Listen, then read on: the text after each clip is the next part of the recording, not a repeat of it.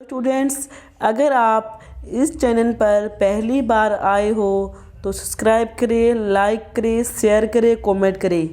कल हमने समायोजन के बारे में पढ़ा था और आज हम रोगों के बारे में पढ़ेंगे। अब बिना किसी देरी के हम आज की वीडियो शुरू करते हैं। रोग दो प्रकार के थे, ठीक है ना। मनोविक्षेप रोग को हम निम्न भागों में डिवाइड करते हैं कि मनोविक्षेप रोगों को हम कितने भागों में डिवाइड करते हैं। ये निम्न प्रकार है इनके। नंबर 1 आता है उन्माद और विषाद। वह मानसिक रोग है जिसमें व्यक्ति इतना ज़्यादा खुश होगा कि उसकी कोई सीमा नहीं है। विवाद वह मानसिक रोग जिसमें कोई व्यक्ति इतना दुखी होगा कि वह इस धरती पर अपने आप को सबसे अभागा समझेगा। क्या समझेगा? अभागा। अब मैं बताती हूँ उन्माद और विषाद। उन्माद और विषाद कि वह मानसिक रोग है जिसमें व्यक्ति इतना ज़्यादा खुश होगा कि उसकी कोई सीमा नहीं है। उसकी मतलब कि इसमें क्या है कि व्यक्ति इसमें ना इतना खुश होगा, इतना खुश होगा कि उसकी कोई सीमा ही नहीं है। उसकी कोई सीमा ही नहीं है कि व्यक्ति इतना खुश होगा कि उसकी कोई सीमा ही नहीं है। विवाद वह है मानसिक रोग जिसमें कोई व्यक्ति इतना दुखी होगा कि वह ये समझेगा कि इस धरती पर मेरे से दुखी कोई प्राणी है ही नहीं। आगे हम पढ़ेंगे असामूहिक मनोहास। क्या पढ़ेंगे? असामूहिक मनोहास। इस प्रकार से मानसिक रोग से ग्रस्त व्यक्ति अपनी चारपाई पर पड़े पड़े आकाश की तरफ टकटकी लगाते देखता रहता है। अचानक से बोलने लग गया। इस प्रकार का मानसिक रोग सामान्यतः अंतर्मुखी स्वभाव वाला व्यक्ति होता। अंतर्मुखी कौन होता है? जो अपने आप में खुश होता है। असामूहिक मनोहास क्या होता है कि इस प्रकार से मानसिक रोग से ग्रस्त व्यक्ति अपनी चारपाई पर पड़े पड़े आकाश की तरफ टकटकी लगाते देखता है। अचानक से बोलने लगता है कि मानसिक रोगी सामान्यतः अंतर्मुखी स्वभाव वाला होता है। इसमें क्या बताया है? इसमें ये बताया है कि व्यक्ति है, कौन है? एक व्यक्ति है। वह किससे ग्रस्त है? मानसिक रोग से। किससे ग्रस्त है? मानसिक रोग से। तब वह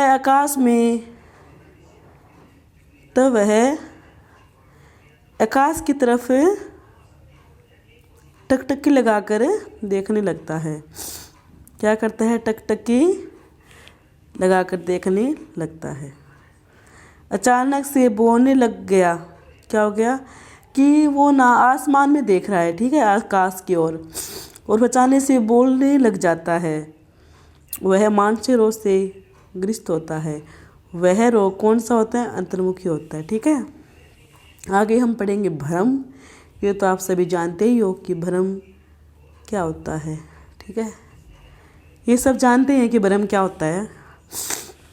भ्रम होता है कि इस प्रकार के मानसिक रोग को मिथ्या प्रत्यक्षीकरण का रोग भी कहते हैं। इस प्रकार के रोग का संबंध किसी न किसी उद्दीपक से जरूर होता है।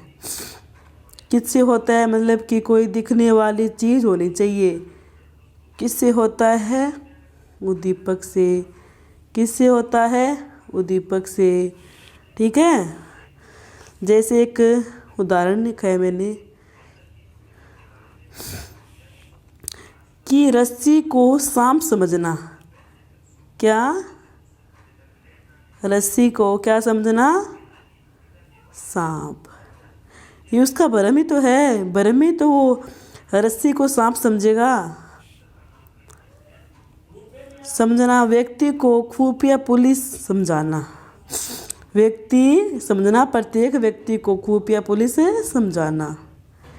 इस मानसिक रोग को हम इल्यूशन भी कहते हैं। क्वेश्चन आया हुआ है, इल्यूशन भी कहा जाता है। किस रोग को? भ्रम रोग को। ठीक है। दोबारा से हम रिपीट करते हैं कि भ्रम में कौन होना चाहिए? एक उद्दीपक जरूर होगा। ठीक है। एक उद्दीपक जरूर, मतलब कि वह चीज़ हमें दिखाई देनी चाहिए, जो वह चीज़ हमें दिखाई देती है। ठीक है।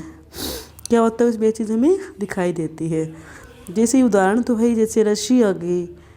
रस्सी है, रस्सी को हम देखेंगे तो हम कभी कभी समझते हैं ना कि ये तो सांप है, समझ जाते हैं, क्योंकि हमारा एक भ्रम होता है।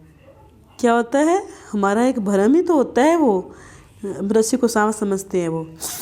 और ना इस रोग को ना इल्यूशन कहा जाता है। क्या कहा जाता है? इल्यूशन। क्या कहा जाता है? इल्यूशन। ठीक है। समझ में आया? भ्रम है मतलब कि कोई रस्सी आ गई हमारे सामने, हमने उसको सांप समझ लिया, तो वह एक भ्रम ही तो है।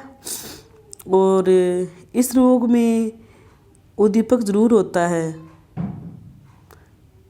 कि कोई ना कोई उद्दीपक होगा। ठीक है। उद्दीपक के विषय में जरूरी होता है। आगे हम पढ़ेंगे विभ्रम।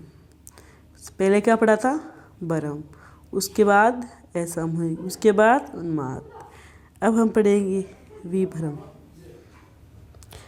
इस प्रकार के मानसिक रोग में उद्दीपक का सामने होना जरूरी नहीं होता। भ्रम में तो क्या था? जरूरी था। ठीक है। और विभ्रम में कोई जरूरी नहीं होता।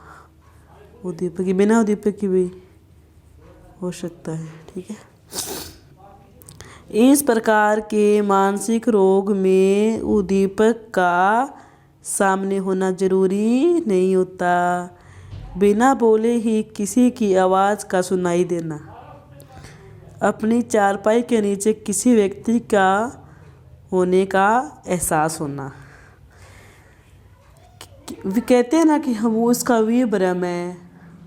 हम कभी भी सोचते हैं कि कोई हमें पुकार रहा है। कोई नहीं पुकारता, हमें उसकी आवाज़ आती है तब हम सोच लेते हैं। और हम चारपाई पर बैठ जाते हैं तो सोचते हैं कि चारपाई के नीचे कोई है। वो हमारा विभ्रम ही तो है।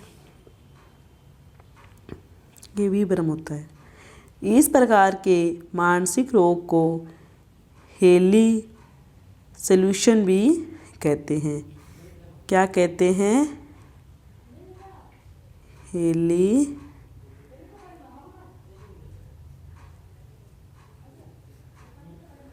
इल्यूशन भी कहा जाता है। ठीक है। इसी प्रकार से हम आगे पढ़ेंगे मनोदौर्बल्य, मनस्ताप, न्यूरोसिस। क्या पढ़ेंगे? मनोदौर्बल्य और मनस्ताप, न्यूरोसिस। इस प्रकार के मानसिक रोग में किसी व्यक्ति का वातावरण से संपर्क नहीं टूटता है। उसमें तो टूट जाता है, इसमें नहीं टूटता। इसका इलाज हो सकता है। ठीक है। ये क्या है कि इस प्रकार के मानसिक रोग में किसी व्यक्ति का वातावरण से संपर्क नहीं टूटता है। सामान्य मनोचिकित्सक की सहायता से इसका इलाज किया जा सकता है। जो ये मनोदौर्बल्य, मनस्ताप, न्यूरोसिस ये रोग है ना, इसका हम उपचार कर सकते हैं। व्यक्ति ना वातावरण के साथ संबंध रखता है, संबंध उसका टूटता नहीं है। संबंध वह रखता है वातावरण के साथ, टूटता कभी नहीं है। इसका इलाज भी हो सकता है। ठीक है, इसमें कौन कौन से आते हैं? स्नाविक रोग, कल्पना ग्रह, हठ प्रवृत्ति, फोबिया और चिंता। ठीक है, स्नाविक रोग, इस प्रकार के मानसिक रोग को हमें न्यूरोस्थेनिया भी कहते हैं। क्या कहते हैं? न्यूरोस्थेनिया भी कहते हैं। इस रोग से ग्रस्त व्यक्ति में जो थकान आती है वह थकान सामान्य थकान से भी भिन्न होती है, जैसे सिर दर्द, नींद न आना, मन का अस्थिर रहना, चिड़चिड़ा स्वभाव हो जाना आदि। कि इस रोग में क्या होता है? इससे हम न्यूरोस्थेनिया भी कहा जाता है। ठीक है, और इस रोग से ग्रस्त व्यक्ति में जो थकान आती है वह किस किस से आती है? सिर दर्द, ठीक है, सिर दर्द, नींद न आना, मन का स्थिर रहना, चिड़चिड़ा स्वभाव हो जाना आदि। इस प्रकार के मानसिक रोग को न्यूरोस्थेनिया भी कहते हैं। इस रोग से ग्रस्त व्यक्ति में थकान आती है, वह थकान सामान्य थकान से भिन्न होती है, जैसे सिर दर्द होना, नींद न आना, मन का अस्थिर रहना, चिड़चिड़ा स्वभाव होना आदि आते हैं। कि जो यह रोग है ना, इसमें जो थकान आती है ना, वो एक सामान्य थकान से थोड़ी भिन्न होती है। सामान्य थकान से क्या होती है? भिन्न होती है। इसमें यही है कि इसमें सिर दर्द होना, नींद न आना, मन का अस्थिर, चिड़चिड़ा स्वभाव हो जाना, इसमें आते हैं। एक बार फिर से हम रिपीट करते हैं। स्नाविक रोग, कि इस प्रकार के रोग में मानसिक रोग को न्यूरोस्थेनिया भी कहते हैं। इस रोग से ग्रस्त व्यक्ति में जो थकान आती है वह थकान सामान्य से भिन्न है। सामान्य से क्या होती है? भिन्न होती है। जिसमें सिर दर्द आ गया, नींद न आना आ गया और चिड़चिड़ा रहता है, उसका स्वभाव वह है स्नाविक रोग। अब आता है कल्पना। नाम से स्पष्ट है कल्पना। कल्पना तो सभी करते हैं कि ये हो जाए, ये हो जाए, कल्पना। इस प्रकार के मानसिक रोगी को हम ओबेसेम्स भी कहते हैं। इस रोग से ग्रस्त व्यक्ति अर्थहीन कल्पना करता है और वह अर्थहीन कल्पना उसे निकम्मा बना देती है। बिना कारण हंसना, बिना कारण रोना, बिना कारण प्रशंसा होना, शुभ अशुभ का वहम। कल्पना ग्रह ये एक रोग है। ठीक है, इसमें क्या आ गया, इसमें ना व्यक्ति क्या करता है कि इस रोग से ग्रस्त व्यक्ति अर्थहीन कल्पना करता है और वह अर्थहीन कल्पना उसे निकम्मा बना देती है। बिना किसी कारण व्यस्ता रहता है, बिना कारण रोने लगता है, बिना कारण प्रसन्न होता है और अशुभ और शुभ का वहम करता है। हठ प्रवृत्ति कौन सी आ गई? हठ प्रवृत्ति। हठ प्रवृत्ति कि इस प्रकार के मानसिक रोग में व्यक्ति अपनी मानसिक विचारों को क्रिया रूप में बदलता है। इसमें क्या करता है, बार बार वो हाथ धोएगा और बार बार यह देखेगा कि दरवाजे की कुंडी खुली है या बंद। ठीक है। इस प्रकार के रोग को कंपल्सन भी कहते हैं। ठीक है, यह एक रोग है। हठ प्रवृत्ति एक रोग है। हठ प्रवृत्ति एक रोग है।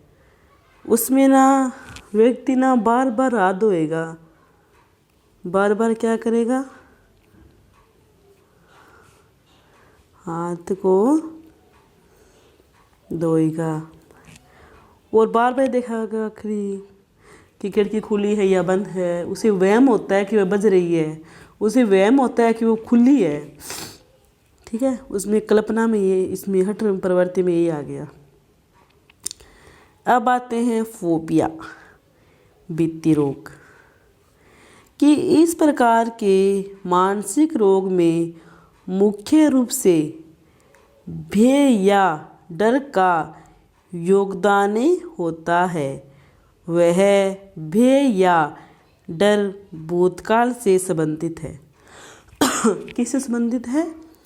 भूतकाल से। भूतकाल से। जैसे किसी अंधेरी जगह पर डर लगना, जैसे किसी अंधेरी जगह पर डर लगना, चढ़ते समय डर लगना या किसी भीड़ से हमें डर लगना फोबिया या बीती रोग है। फोबिया रोग होता है ना, वो ये होता है कि हमें ना, हम कहीं भी जाते हैं तो हमें डर लगता है, एक हम बेसा हो जाता है एक। ठीक है, हम अकेले जाएंगे तब डरेंगे, बाहर जाएंगे तब हम डरेंगे, आगे हम पड़ेंगे चिंता है ना, वो चित्ता से बुरी है। चिंता बहुत ही खतरनाक होती है, इंसान को खोखला बना देती है चिंता, अंदर ही अंदर बहुत बुरी चीज़ है ये रोग। पर हम उस व्यक्ति के साथ रहेंगे, बातें करेंगे तो वह ठीक भी हो सकता है। ठीक है, अब हम पढ़ेंगे तो हमने क्या पढ़ा था, रिवाइज करते हैं वजह से याद हो जाए आपको। हमने रोग पढ़े थे, उसमें एक था उन्माद विषाद, असामूहिक भ्रम, विभ्रम, ये रोग आ गए। ठीक है, इसमें उन्माद विषाद में कौन आता है कि व्यक्ति इतना ज़्यादा खुश हो जाता है कि उसकी कोई सीमा नहीं होती। वह क्या समझता है कि मेरे से दुखी कोई इस दुनिया में कोई है ही नहीं, सबसे भागा मैं ही हूँ। इसमें उन्माद विषाद के अंतर्गत होता है। असामूहिक मनोहास, इसमें क्या था कि ना व्यक्ति आकाश की तरफ टकटकी लगाकर देखने लग जाता है, पड़े पड़े टकटकी लगाकर देखने लग जाता है, अचानक से वह बोलने लग जाता है। ठीक है, और यह रोग अंतर्मुखी वाला रोग होता है। भ्रम में बता ही दिया था, रस्सी को सांप समझना, वह भ्रम हो गया। विभ्रम हो गया। भ्रम के अंदर एक बात और है, उसमें उद्दीपक होना जरूरी होता है। विभ्रम में कोई उद्दीपक नहीं होता। जो उदाहरण दिया था मैंने आपको कि चारपाई पर एक व्यक्ति सोया हुआ है तो देखेगा कि इसके नीचे कोई है, उसे वह भी भ्रम है। वो बिना किसी आवाज़ के उसे कुछ न कुछ सुनाई देने लग जाता है। ठीक है, इस रोग को हेलुसिनेशन भी कहते हैं। फिर हमने क्या पढ़ा था, मनोदुर्बल्य, मनस्ताप, न्यूरोसिस, कि इस प्रकार के मानसिक रोग में व्यक्ति है ना, वो वातावरण के साथ जुड़ा रहता है, उसका संपर्क नहीं टूटता है। इसमें वह उसके साथ जुड़ा रहता है, संपर्क नहीं टूटता उसका वातावरण के साथ। इस रोग का हम इलाज कर सकते हैं। ठीक है, इस रोग का हम क्या कर सकते हैं, इलाज कर सकते हैं। प्रकृति के साथ हम टूटते नहीं हैं, इसका इलाज हो सकता है। ठीक है, और ना इसमें ये ना मनोविक्षेप, इसका हम उपचार नहीं कर सकते। इसमें व्यक्ति ना वो इसमें वातावरण के साथ संबंध तोड़ लेता है मनोविक्षेप के अंदर। और मनोदुर्बल्य के अंदर ना व्यक्ति संबंध कभी नहीं तोड़ता, वह उस वातावरण के साथ बना होता है। ठीक है, मैंने रोग दो प्रकार के थे ना, मैंने बताया था ना आपको कि एक था मनो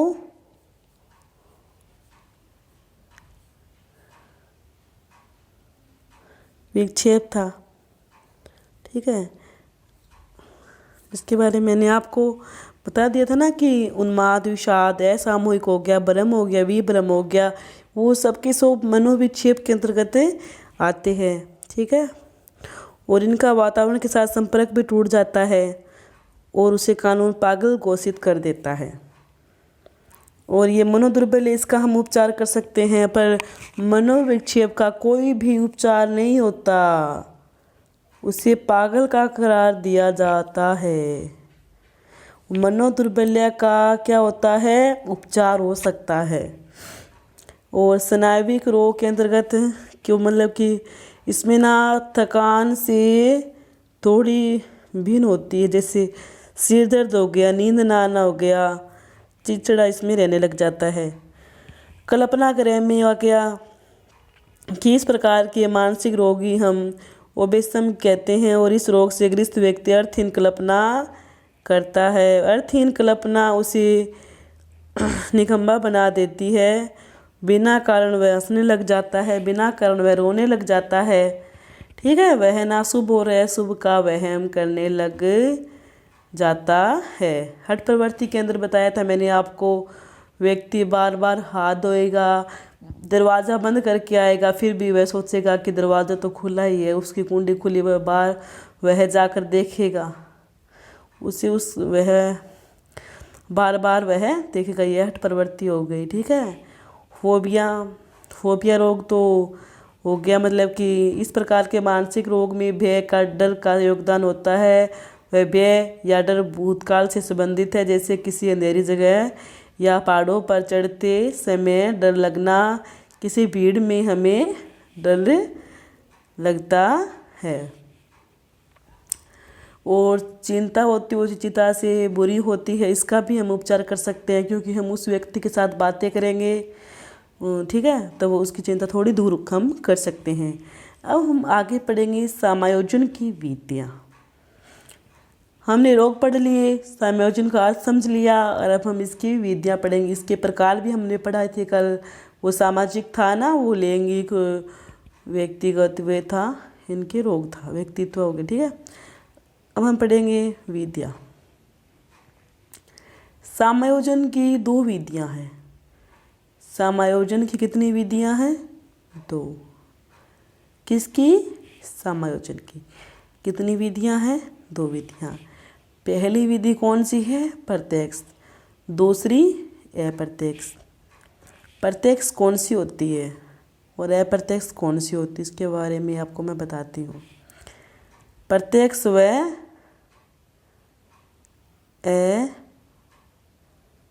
अप्रत्यक्ष, प्रत्यक्ष व अप्रत्यक्ष। प्रत्यक्ष होता है वह चेतन मन होता है। अप्रत्यक्ष क्या होता है? अचेतन मन। प्रत्यक्ष में कौन सा मन आता है? चेतन मन।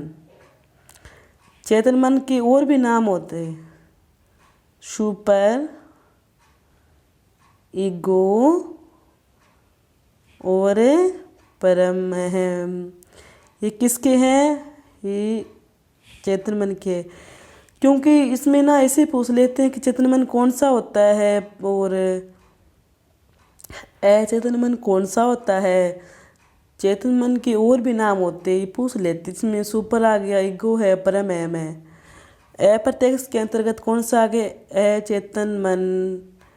इसमें को हम इर्द इदम भी कह सकते हैं। इर्द इदम, इर्द भी कह सकते हैं। किसको? अप्रत्यक्ष को। अप्रत्यक्ष में कौन आता है? अचेतन मन। प्रत्यक्ष में चेतन मन। रिपीट करो, प्रत्यक्ष में कौन सा मन? अचेतन मन। प्रत्यक्ष में कौन सा मन? चेतन मन। अप्रत्यक्ष में अचेतन मन। प्रत्यक्ष में चेतन मन। अप्रत्यक्ष में अचेतन मन आता है। प्रत्यक्ष में कौन सा मन? चेतन। अप्रत्यक्ष में अचेतन। प्रत्यक्ष विधि के कितने प्रकार हैं? 4 प्रकार है। कितने प्रकार हैं? 4 प्रकार के। किसके? प्रत्यक्ष विधि के। कि प्रत्यक्ष विधि कितने प्रकार की होती है? 4 प्रकार की। 9 प्रकार की होती है यह प्रत्यक्ष। इसमें कौन कौन से आते हैं? सीधा संपर्क करके बाधाओं का निवारण, बहु प्रतिक्रिया मार्गों की खोज, लक्ष्यों का प्रतिस्थापन, विश्लेषण एवं निर्णय। अप्रत्यक्ष समायोजन की विधियाँ 2 प्रकार की होती है। प्राथमिक, प्रथम मानसिक मनोरचनाएं, गौण मनोरचनाएं। इसके भी अलग अलग पार्ट दिए हुए, हम बात को बाद में बताऊंगी मैं आपको। पहले हम प्रत्यक्ष विधि को कंप्लीट कर लेते हैं। प्रत्यक्ष विधि कितने प्रकार की होती है? 4 प्रकार की। कौन कौन सी होती है? सीधा संपर्क करके बाधाओं का निवारण, बहु प्रतिक्रिया या अन्य मार्गों की खोज, लक्ष्यों का प्रतिस्थापन, विश्लेषण एवं निर्णय। अब हम पढ़ेंगे अप्रत्यक्ष समायोजन की विधियाँ। 2 प्रकार की होती है। अप्रत्यक्ष में कौन सा मन काम करता है? अचेतन मन। और ये अप्रत्यक्ष विधि कितने प्रकार की होती है? 2 प्रकार की। प्रत्यक्ष कितने प्रकार की विधि है? 4 प्रकार की। और समायोजन की विधियाँ कितने प्रकार की है? 2 प्रकार की। कितने प्रकार की है? 2 प्रकार की। प्रत्यक्ष में कौन सा मन काम करता है? चेतन मन। अप्रत्यक्ष में कौन सा मन काम करता है? अचेतन मन। प्रत्यक्ष समायोजन की कितनी विधियाँ हैं? 4 विधियाँ। अप्रत्यक्ष समायोजन कितनी विधियाँ हैं? 2 विधियाँ। कौन कौन सी है? प्राथमिक और गौण। प्राथमिक में कौन कौन सी आती है? समन, दमन, प्रतिगमन, रूपांतरण, औचित्य करना, प्रतिक्रिया निर्माण, अंतर्बाधा। 2 प्रकार की होती है, अग्रणोमुखी, पृष्ठोन्मुखी अनुमुखी। और आगे कौन सी थी? गौण मानसिक मनोरचनाएं। कौन कौन सी है? प्रक्षेपण, क्षतिपूर्ति, विस्थापन, तदात्मीकरण, कल्पनानीकरण, सांत्वरण, अंतक्षेपण, निर्भरता, नकारना, पृथक्करण। अब हम विस्तार से पढ़ेंगे। इसमें सबसे पहले क्या पढ़ा था? प्रत्यक्ष विधि कितने प्रकार की थी? 4 प्रकार की। समायोजन की इस विधि में मुख्य रूप से मनुष्य का कौन सा मन काम करता है? चेतन मन। इस समायोजन में, इस विधि में समायोजन की विधियाँ निम्न है। एक है बाधाओं का निवारण करके। इस प्रकार की विधि में मनुष्य के सामने जो भी बाधाएं आ रही है उन बाधाओं को वह सीधे संपर्क करके दूर करता है, जिसके फलस्वरूप उसे तनाव, द्वंद्व व संघर्ष से मुक्ति मिलती है। जैसे लड़ाई का बदला लड़ाई से। किससे? लड़ाई से। लड़ाई का बदला लड़ाई से। एक बार हम फिर रिपीट करते हैं। बाधाओं का निवारण करके। कि इस प्रकार की विधि में मनुष्य के सामने जो भी बाधाएं आ रही है उन बाधाओं को वह सीधे संघर्ष करके दूर करता है, जिसके फलस्वरूप वह द्वंद्व, तनाव, संघर्ष से मुक्ति मिलती है। जैसे कोई लड़ाई कर रहा है तो उसका बदला वह लड़ाई से लेता है। ठीक है। आगे है बहु प्रतिक्रिया या अन्य मार्गों का निर्माण। समायोजन की इस विधि में जब मनुष्य के सामने जो समस्या आती है तो वह भिन्न भिन्न मार्गों की सहायता से उन समस्याओं का निवारण करता है, जिसके फलस्वरूप उसे द्वंद्व, तनाव व संघर्ष से मुक्ति मिलती है। कि समायोजन की इस विधि में जब मनुष्य के सामने जो समस्याएं आती है तो वह क्या होती है? अलग अलग होती, भिन्न भिन्न होती है। मार्गों की सहायता से उन समस्याओं का निवारण करता है, जिसके फलस्वरूप उसे द्वंद्व, तनाव व संघर्ष से मुक्ति मिल जाती है। बाधाओं का निवारण करके उसमें क्या है कि इस प्रकार की विधि के अंतर्गत क्या होता है? मनुष्य के सामने अनेक प्रकार की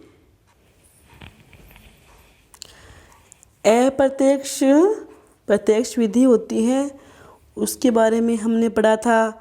बाधाओं का निवारण करके, बहु प्रतिक्रिया अन्य मार्गों का निर्माण करके, अन्य मार्गों का स्थापन, ये पढ़ लिया था हमने। बाधाओं का निवारण करने के मतलब कि लड़ाई का बदला लड़ाई से, वह टिट फॉर टैट, जैसा करता है वैसा ही बढ़ता है। लड़ाई का बदला लड़ाई से लेगा। बहु प्रतिक्रिया में क्या हो गया? वह विभिन्न मार्गों की सहायता से उन समस्या का निवारण करता है, उसके फलस्वरूप उसे तनाव व द्वंद्व से मुक्ति मिल जाती है। और आगे हम पढ़ेंगे अन्य लक्ष्यों का प्रतिस्थापन। यदि कोई बालक तृतीय श्रेणी अध्यापक भर्ती की तैयारी करता है,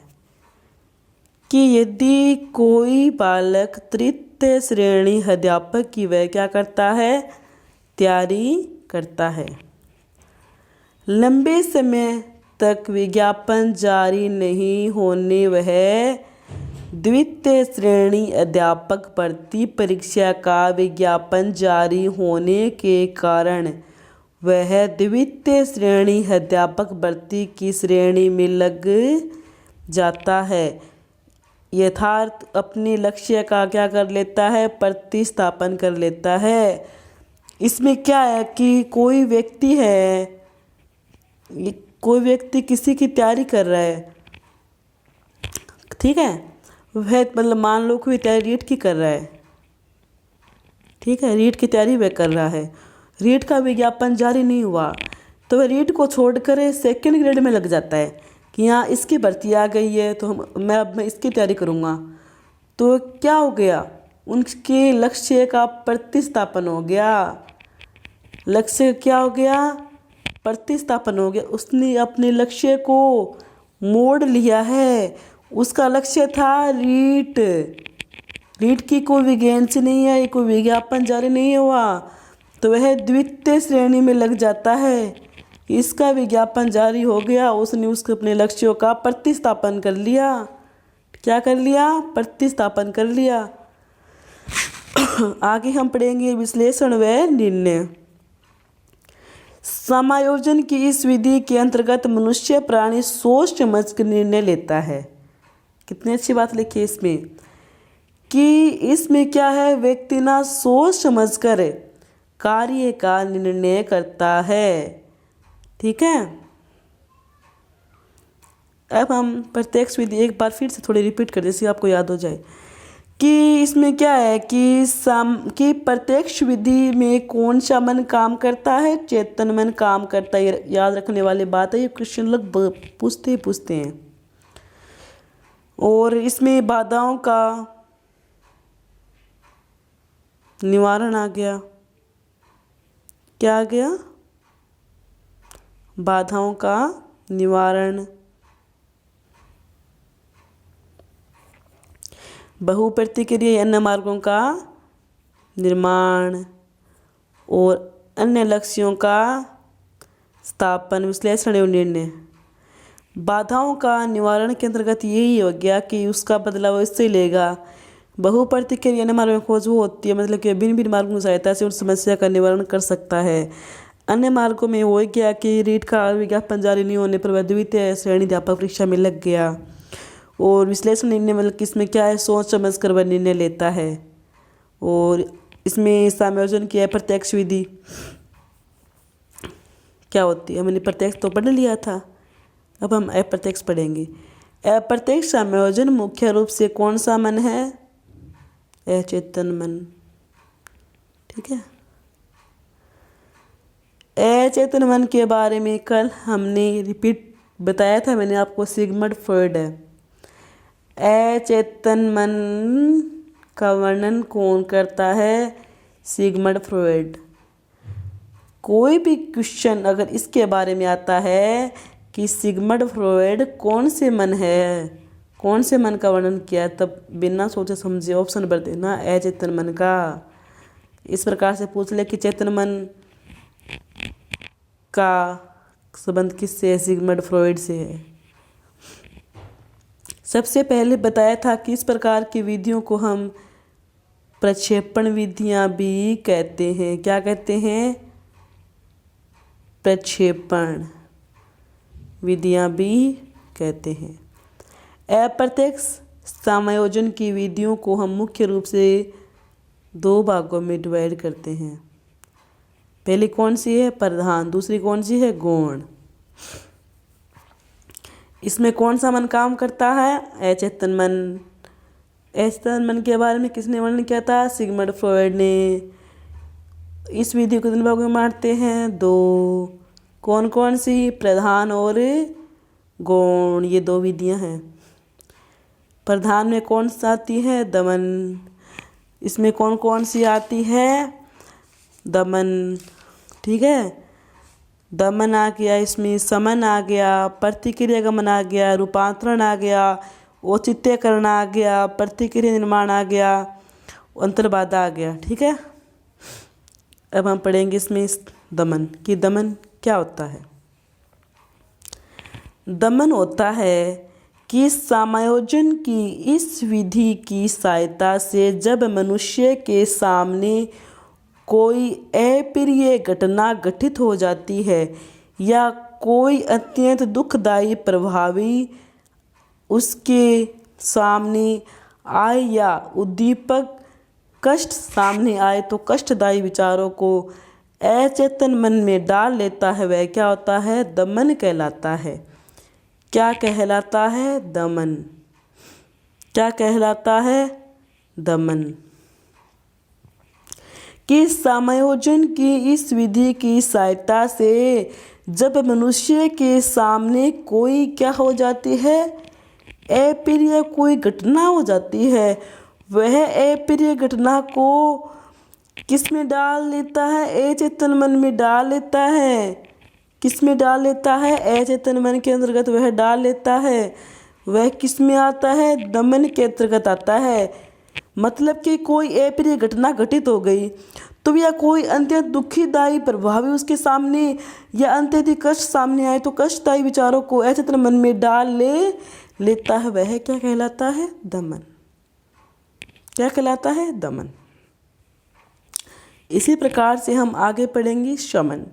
दमन तो हमने पढ़ लिया कि वह अपने कष्टदायी विचारों को अचेतन मन के अंतर्गत डाल लेता है, वह दमन के अंतर्गत आ गया। अब हम पढ़ेंगे शमन कि शमन क्या है।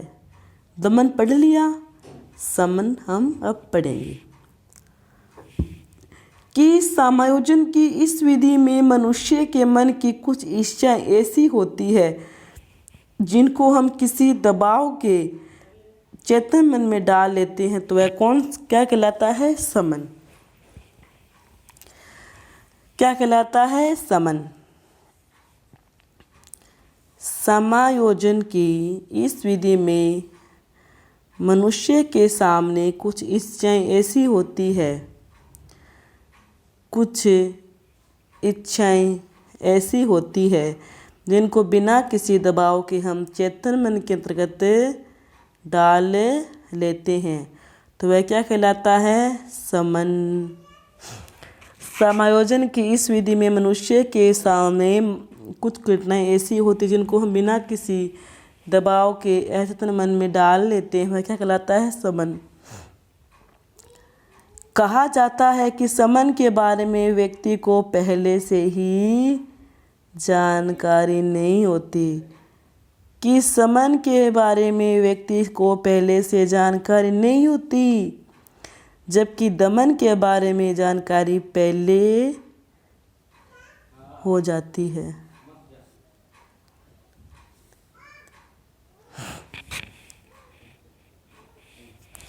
अब आ गया प्रतिगमन। समायोजन की इस विधि का मुख्य अर्थ है वापिस लौट के आना। बच्चों में अपने पूर्वजों के गुण लौट कर आ जाते हैं। बरसात के समय किसी बूढ़े व्यक्ति फिसलकर गिर जाना, बूढ़े व्यक्ति का किसी छोटे बच्चे की तरह जीभी निकालना, ऐसी प्रक्रिया बूढ़ा व्यक्ति आत्महीनता के बारे में बूढ़ा व्यक्ति क्या हो गया? आत्महीनता के बारे में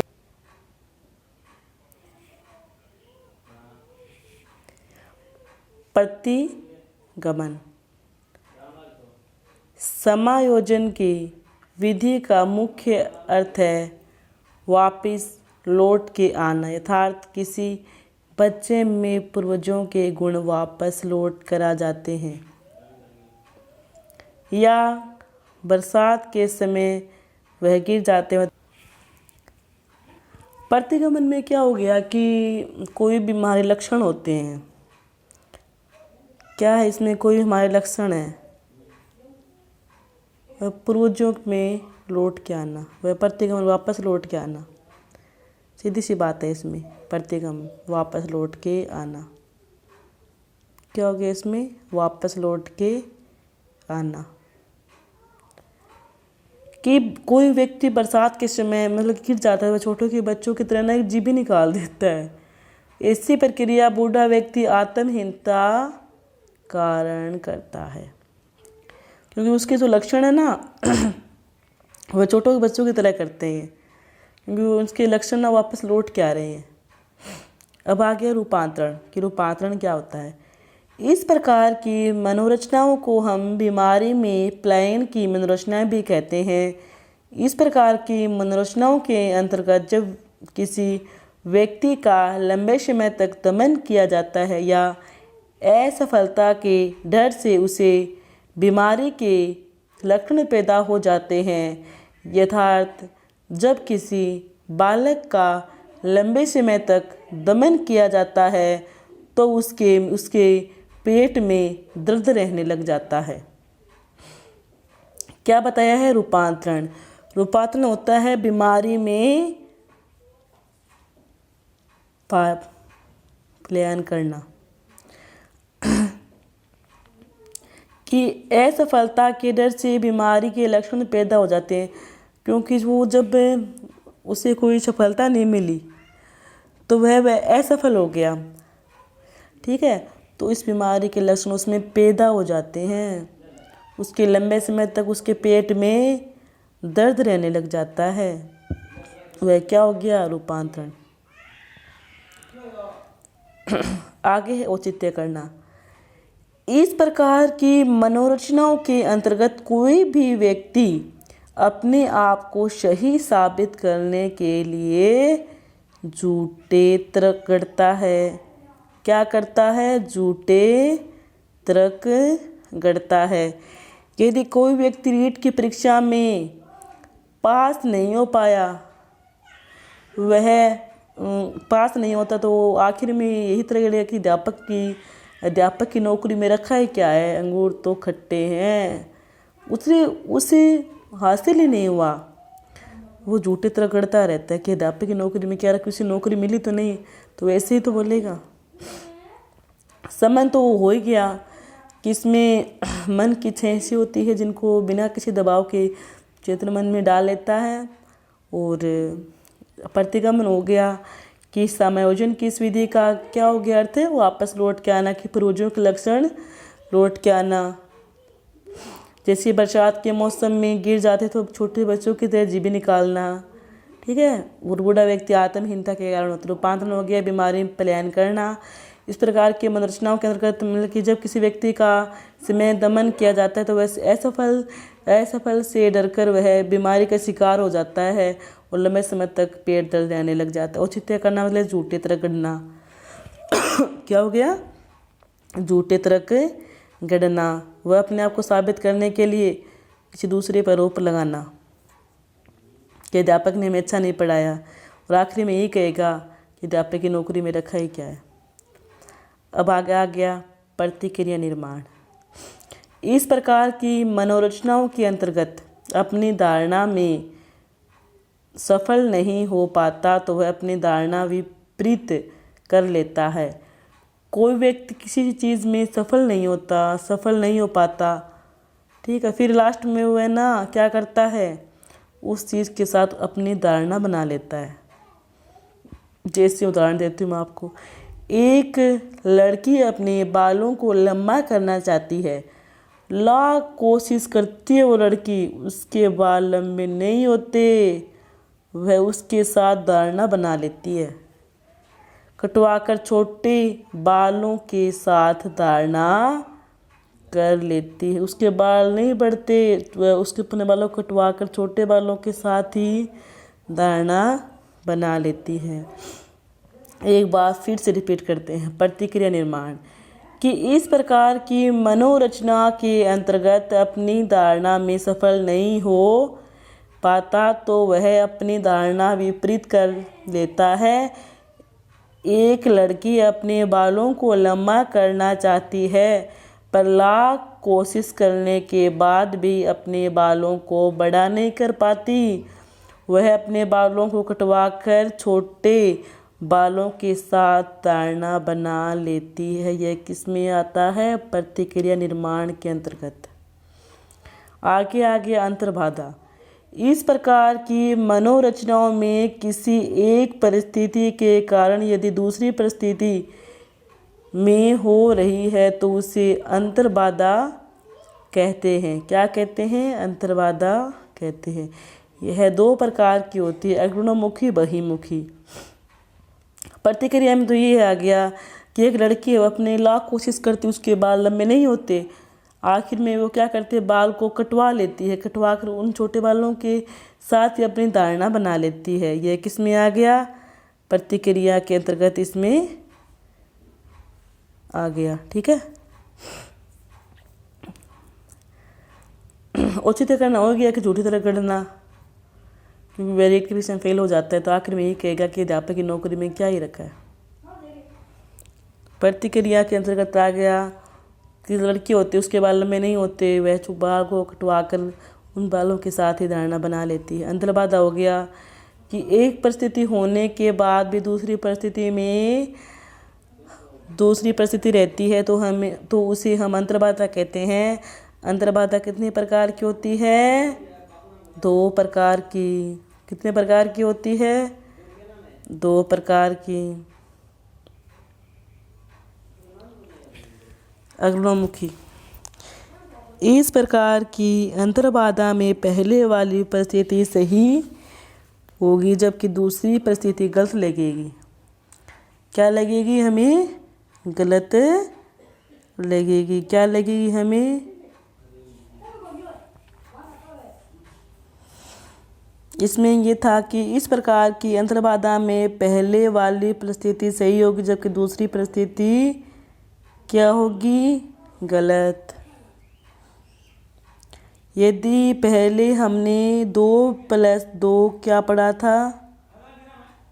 4, पहले वाला हमें सही लगेगा, पृष्ठोन्मुखी।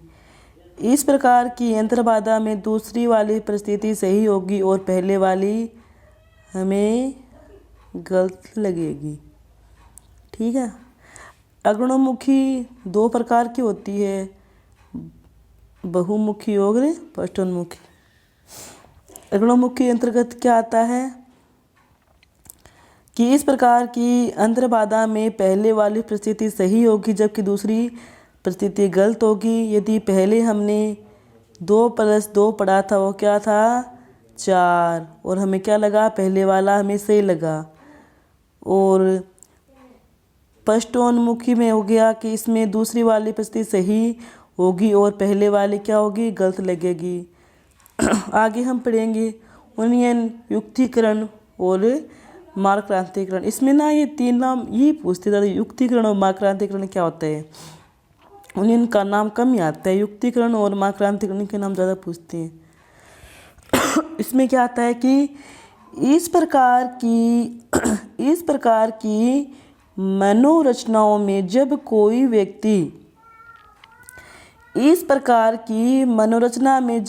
व्यक्ति प्रेम की बाजी हार जाता है तो वह आगे जाकर बहुत बड़ा साहित्यकार व संगीतकार बन जाता है। वह युक्तिकरण मार्गक्रांतिकरण कहलाता है। इसमें उन्नयन में क्या आता है कि कोई व्यक्ति है ना, कि कोई व्यक्ति होता है वह प्रेम की बाजी हार जाता है तो वह आगे जाकर या तो फिर साहित्यकार बनेगा। क्या बनेगा? साहित्यकार। और क्या बनेगा? संगीतकार। ठीक है। और इसे युक्तिकरण और मार्गक्रांतिकरण भी कहा जाता है। समायोजन की इस विधि को उन्नयन भी कहते हैं या उदात्तीकरण भी कहते हैं या सब्लिकेशन भी कहते हैं। क्या कहते हैं? ठीक है। इसे क्या कहते हैं? उदात्तीकरण और सब्लिमेशन भी कहते हैं। मतलब कि व्यक्ति प्रेम की बाजी हार जाता है ना तो वह आगे जाकर या तो फिर साहित्यकार बनेगा या फिर क्या बनेगा? संगीतकार। और इसे युक्तिकरण और मार्गक्रांतिकरण भी कहा जाता है। और समायोजन की इस विधि को उन्नयन भी कहते हैं या उदात्तीकरण भी कहते हैं या सब्लिमेशन भी कहा जाता है। आगे हम पढ़ेंगे गौण। इसमें हमने ये प्रधान मानसिक मनोरचनाएं हमने पढ़ ली थी। इसमें दमन था, समन था, प्रतिगमन था, रूपांतरण था, औचित्य था और प्रतिक्रिया था। ठीक है। और इनको हम 2 भागों में इसने डिवाइड किया था। इसमें अग्रणोमुखी पृष्ठोन्मुखी आ गया, उन्नयन आ गया। ठीक है। और इसके बारे में इन्होंने बता दिया था। अब हम पढ़ेंगे गौण मानसिक मनोरचनाएं। क्या पढ़ेंगे? गौण मानसिक मनोरचनाएं। कि गौण मानसिक मनोरचनाएं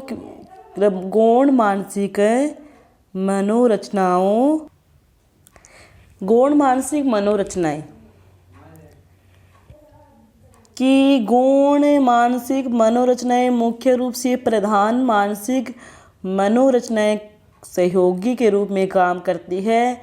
इसलिए प्रधान मानसिक मनोरचनाएं गौण मानसिक मनोरचनाओं के लिए एक साध्य के रूप में काम करती है। पहले आता है प्रक्षेपण। इस प्रकार के मानसिक मनोरचनाओं को सिगमंड फ्रॉयड ने एक विशेष प्रकार की मानसिक मनोरचनाएं जिसका अर्थ है दूसरों में दोष निकालना। बस ये पूछते हैं, क्वेश्चन पुटअप होते हैं इसे। दूसरों में क्या निकालते हैं, दोष निकालते हैं, जिसमें क्या है कि कोई जैसे एग्जाम्पल है कि परीक्षा में फेल होने पर अध्यापक में दोष निकालना या नाच न जाने आंगन टेढ़ा मुक्ति भी इसी समायोजन के अंतर्गत आती है। कि क्या पढ़ रहे हैं हम, प्रक्षेपण। कि प्रक्षेपण क्या होता है?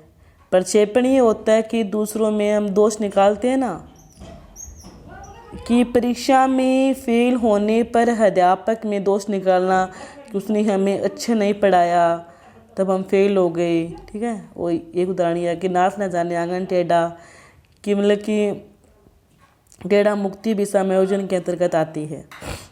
ठीक है, समायोजन के अंतर्गत आती है।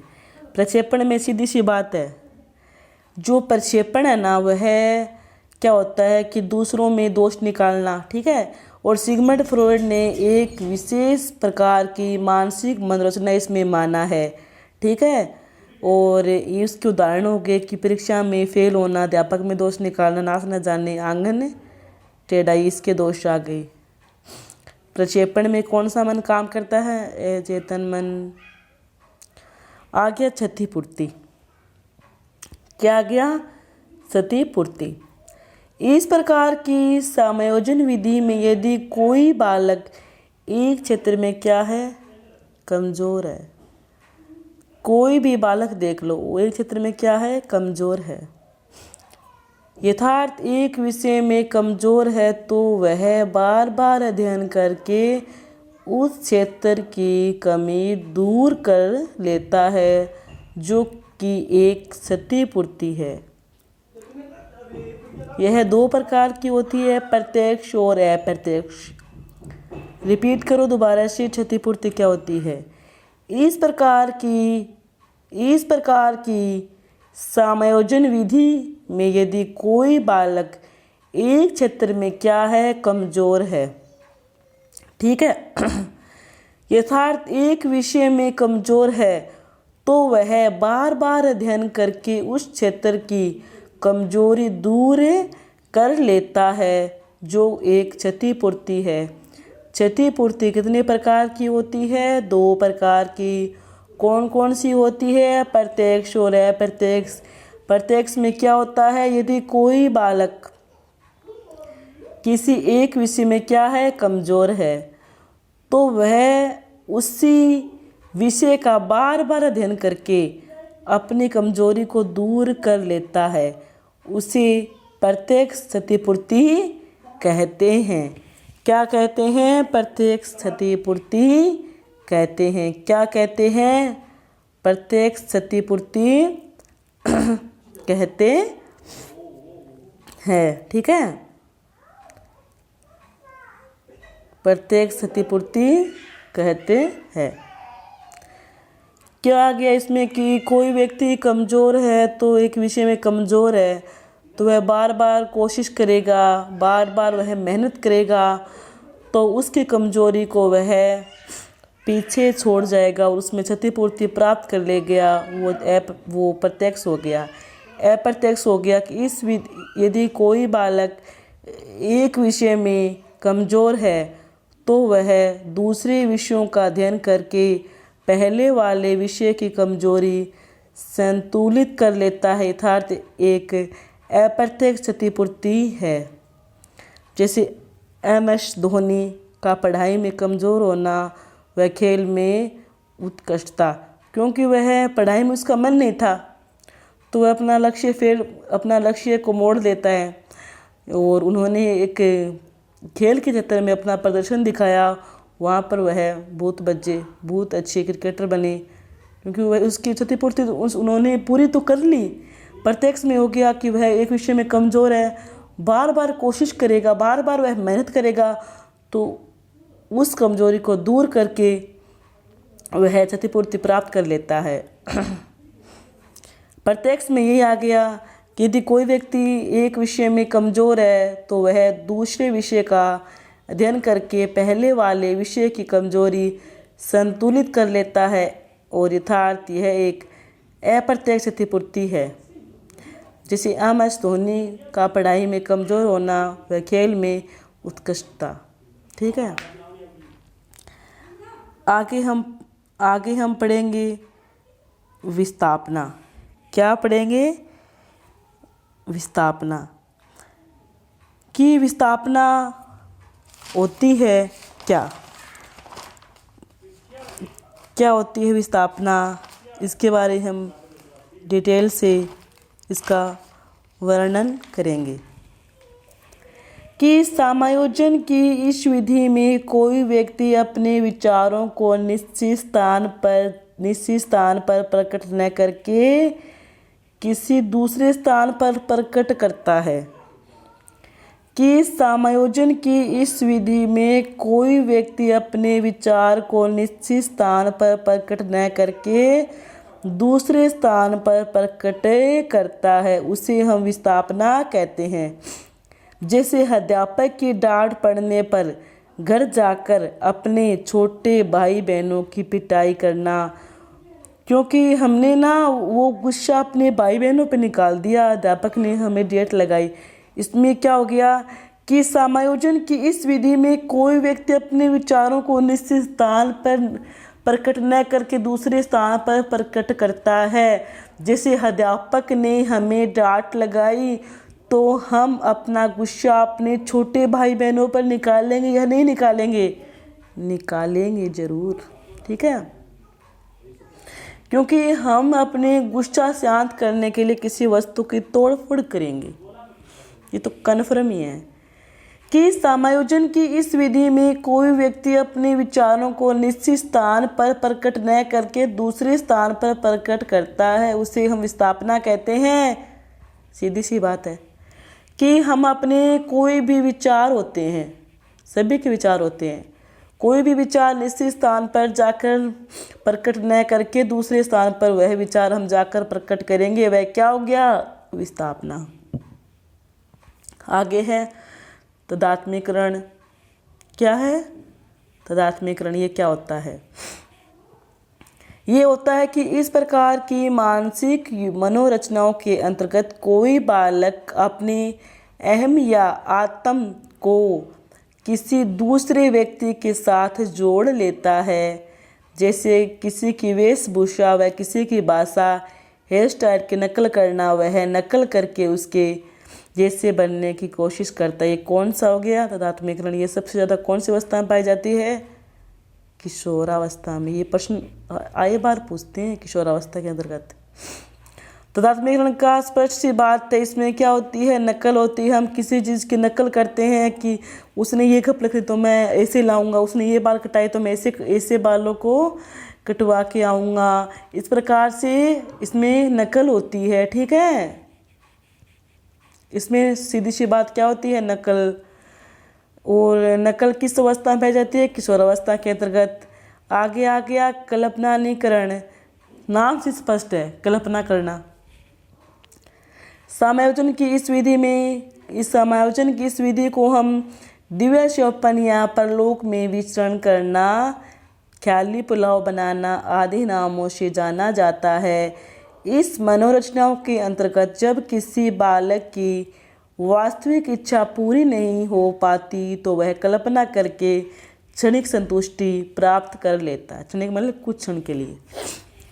कल्पनानीकरण में क्या हो गया कि समायोजन की इस विधि को हम दिव्यास्वप्न या परलोक में विचरण करना, ख्याली पुलाव बनाते रहते हैं बैठे बैठे, नामों से जाना जाता है। और इस मनोरचनाओं के अंतर्गत जब किसी बालक की वास्तविक इच्छा की पूर्ति नहीं हो पाती तो वह कल्पना करके क्षणिक संतुष्टि प्राप्त कर लेता है। मतलब कि इसमें क्या है कि अगर हमारी कोई इच्छा पूरी नहीं होती तो हम कुछ क्षण के लिए कल्पना से ही मतलब कि उस इच्छा को पूरी करें। कल्पना सभी करते हैं बैठे बैठे, मतलब कि ये हो जाए वो हो जाए, तब बैठे बैठे खाली पुलाव बनाते रहते हैं सभी इंसान, सभी की कल्पना करते रहते हैं। ठीक है, दिवा सपना के दिन में सपने देखना। आगे आ गया स्थानांतरण। इतना अच्छा टॉपिक है स्थानांतरण, एक स्थान से दूसरे स्थान पर जाना। वह क्या गया? स्थानांतरण। कि इस प्रकार की मानसिक मनोरचना के अंतर्गत जब प्रेम के भाव किसी एक व्यक्ति विशेष से किसी दूसरे व्यक्ति विशेष या वस्तु विशेष में स्थानांतरण हो जाते हैं वह क्या कहलाता है? स्थानांतरण। क्या कहलाता है? स्थानांतरण। क्या कहलाता है? स्थानांतरण। स्थानांतरण हो गया कि इस प्रकार की मानसिक मनोरचनाओं के अंतर्गत जब प्रेम के भाव किसी एक व्यक्ति विशेष से किसी दूसरे व्यक्ति विशेष या वस्तु विशेष में स्थानांतरीकृत हो जाते हैं तो स्थानांतरण कहलाता है। आगे आ गया अंतःक्षेपण। अंतःक्षेपण में क्या गया? अंतःक्षेपण में आ गया कि इस प्रकार की मानसिक मनोरचनाओं को स्वयं में प्लान की मनोरचना भी कहते हैं। दूसरे के दुख को देखकर दुख प्रकट करना स्वयं में प्लान की मनोरचना भी कहते हैं। निर्भरता कि इस प्रकार की मानसिक मनोरचनाओं के अंतर्गत किसी एक व्यक्ति का दूसरे व्यक्ति पर निर्भर हो जाना ही निर्भरता है। किसी महापुरुष का चेला बनना, नकारना। इस प्रकार की मानसिक मनोरचनाओं के अंतर्गत जब कोई बालक खेलता है, खेल में व्यस्त हो, तब बड़ों की बात को नकार देता हुए क्या कहलाता है? नकारना। क्या कहलाता है? नकारना। आगे आ गया पृथक्करण कि क्या होता है? मतलब कि अलग करना। इस प्रकार की मनोरचनाओं के अंतर्गत जब किसी व्यक्ति विशेष या वस्तु विशेष से परेशान हो जाते हैं तो हम उसको उसमें अलग कर लेते हैं। वो हो गया पृथक्करण कि अलग करना। क्या हो गया? अलग करना। क्या हो गया? अलग करना। इसमें हो गया अलग करना। ठीक है। प्रक्षेपण हो गया, क्षतिपूर्ति हो गया, प्रत्यक्ष हो गया, स्थापना हो गई, तदात्मीकरण हो गया, कल्पनाकरण हो गया, स्थानांतरण हो गया, अंतःक्षेपण हो गया, निर्भरता हो गया, नकारना हो गया और प्रत्यक्करण हो गया। ठीक है। आज की वीडियो में इतना ही काफ़ी। कल की वीडियो में हम सामान्य क्षतिपूर्ति और उसके उपाय पढ़ेंगे। ठीक है। जय हिंद, जय भारत।